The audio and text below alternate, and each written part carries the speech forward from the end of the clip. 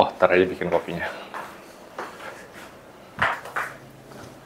Oke, assalamualaikum warahmatullahi wabarakatuh. Apa kabar teman-teman semua? Iya, kita akan coba menjawab beberapa pertanyaan dari teman-teman di kolom komentar. Ya, kita langsung aja lihat ke screen-nya nih. Oke, kita coba jawab beberapa pertanyaan di kolom komentar ya. Kita lihat durasinya nih. Kak, saya baru buka GoFood. Jika ingin dapat rating, harus ada berapa penjualan, Kak? Karena baru satu penjualan setelah 1 minggu. Reviewnya udah diberikan, tapi tidak muncul, Kak.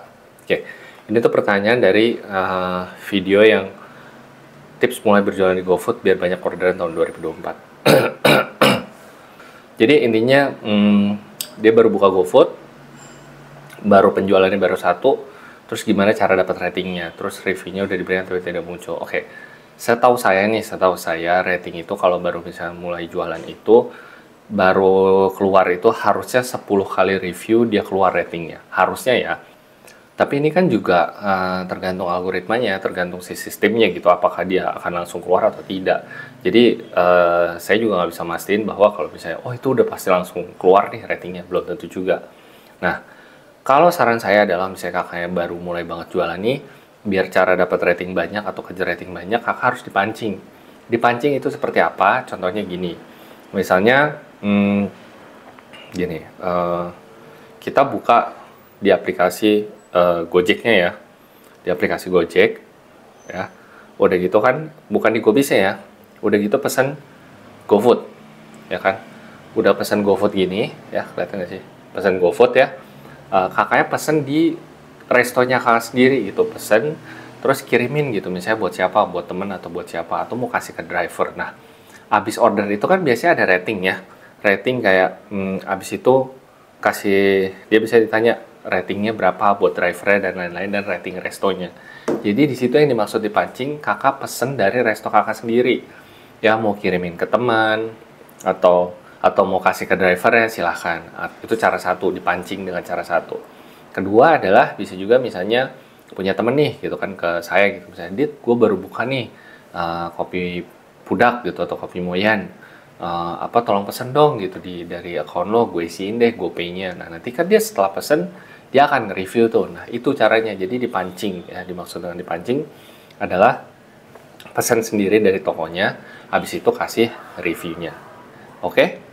Kalau misalnya kayak kurang jelas, boleh ditanyain lagi ya di kolom komentar. Atau nanti kita bikin versi yang langsung lihat di si HP-nya ya, gitu, bahwa jualannya itu seperti apa, cara order sendiri itu kayak gimana. Tapi harusnya teman-teman udah bisa kok. Oke, yang berikutnya dari video Gobis Plus mesin kasir wajib untuk usaha UMKM. Itu, Kak, punyaku kok tampilannya nggak seperti itu ya.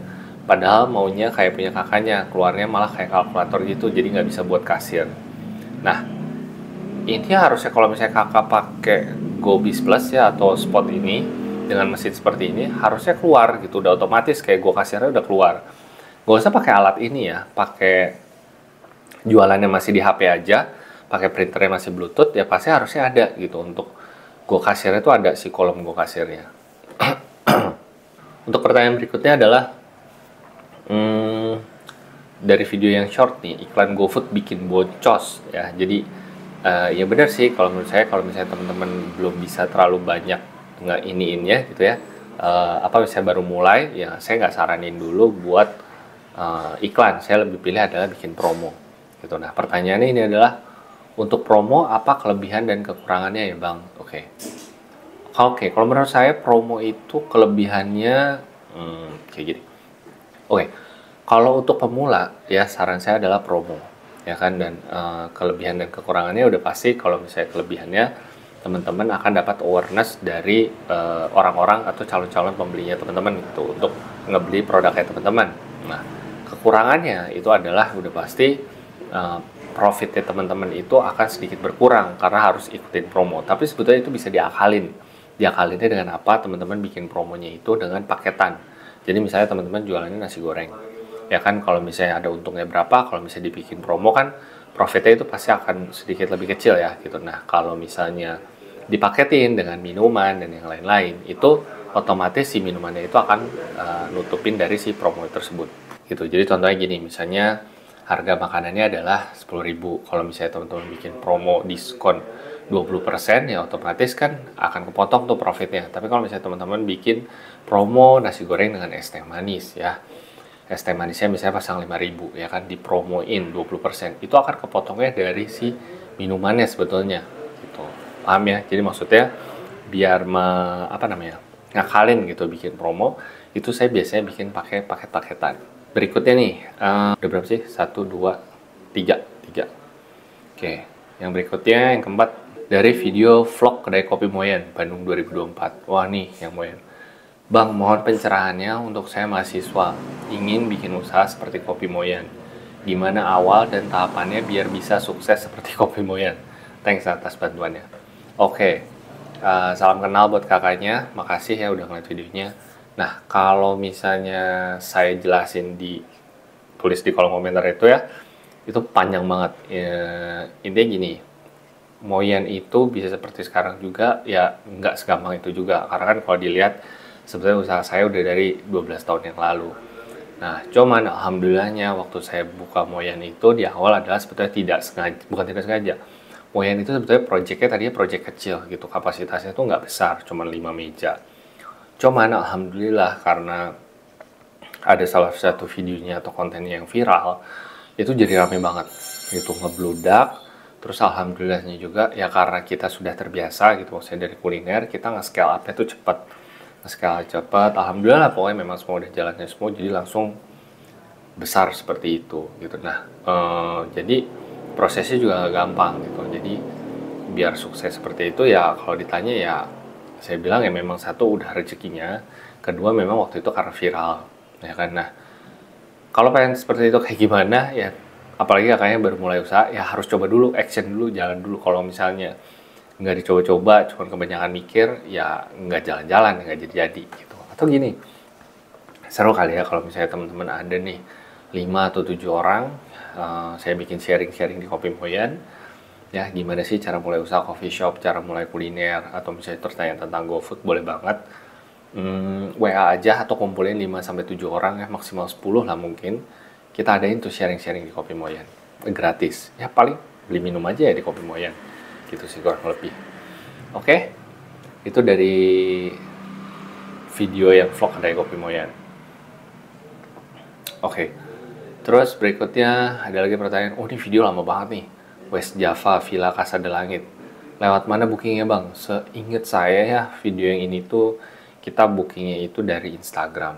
Ya, ini video udah lama banget.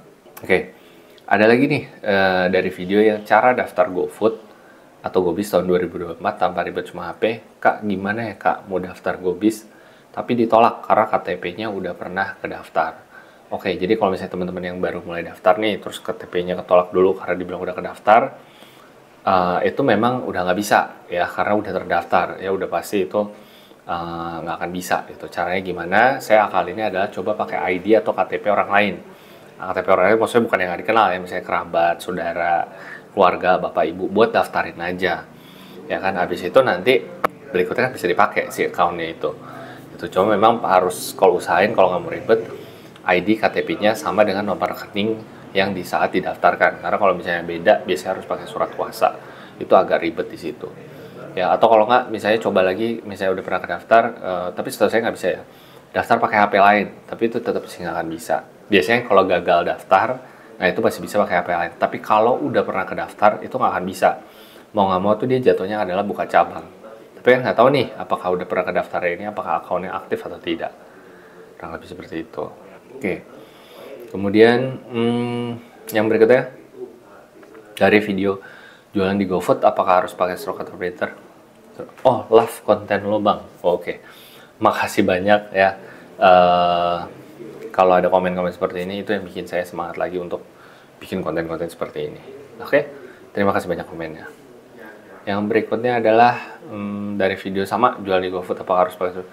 Alhamdulillah udah segeran ya bang, sehat terus. Wah alhamdulillah ya, kalau yang ngikutin saya memang kemarin saya masih sih sampai saat ini lagi dalam pengobatan, tapi alhamdulillah udah jauh lebih baik. Dan alhamdulillah juga berkat doanya teman-teman ya, kemarin hasil tesnya itu cukup bagus, menyatakan bahwa pengobatannya sudah berjalan dengan lancar, dan maksudnya dan berjalan dengan semestinya, tracknya jalurnya tepat, tinggal diselesaikan aja proses pengobatannya ini. Karena cukup lama ya proses pengobatannya, bisa sampai 12 kali ya si kemonya ini.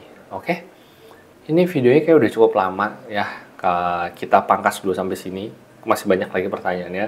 Nanti kita bikin lagi video part berikutnya. Kalau misalnya teman-teman masih ada pertanyaan, boleh banget dicantumin di kolom komentar. Nggak harus semuanya tentang GoFood, GrabFood atau apa. Pokoknya tentang usaha kuliner.